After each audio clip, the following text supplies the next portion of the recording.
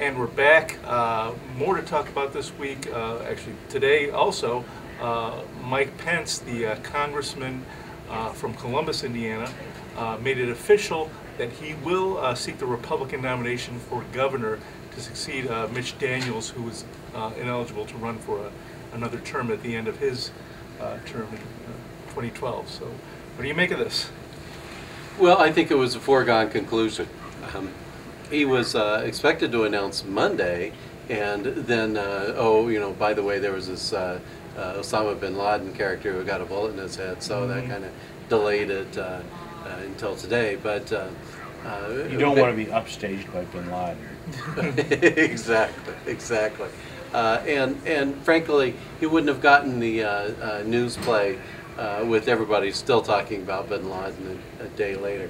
So, this was a good time for him.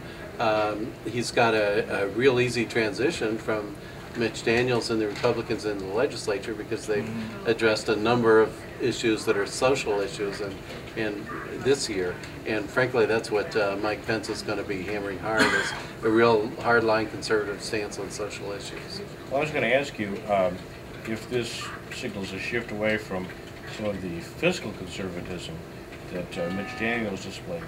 Daniels never seemed to be a hard ideologue on socially conservative issues.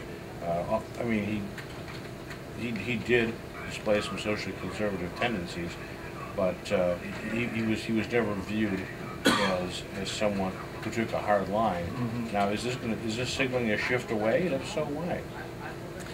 Well, I think it is. Indiana's got its finances, more or less in control. There was a new revenue report out today that said that things aren't quite as rosy as they appeared last month.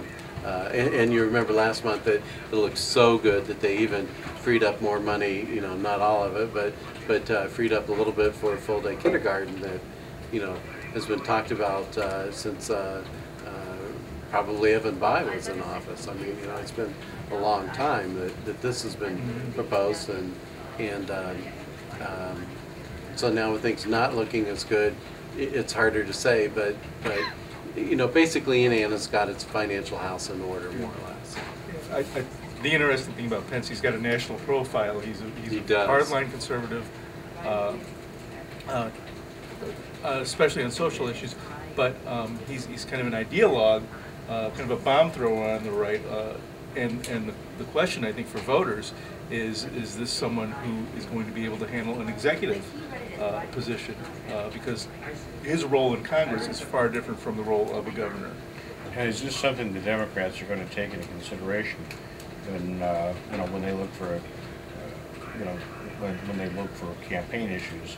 Are they going to portray themselves more as social moderates, not as liberals, but as moderates, saying, hey, look, we don't want to go, we don't want to go off far left. We just want to kind of stay the course, and maybe if you were happy with some of Mitch Daniels' social issues, you'd be happy with us, though, with Mike Pence. Well, what's going to be telling is how much the House Democrats walk out to Urbana. Are they still Indiana legislators, or are they Illinois legislators? I mean, how much is that going to cost the Democrats in terms of political capital? I guess we'll see as the campaign unfolds. We will see.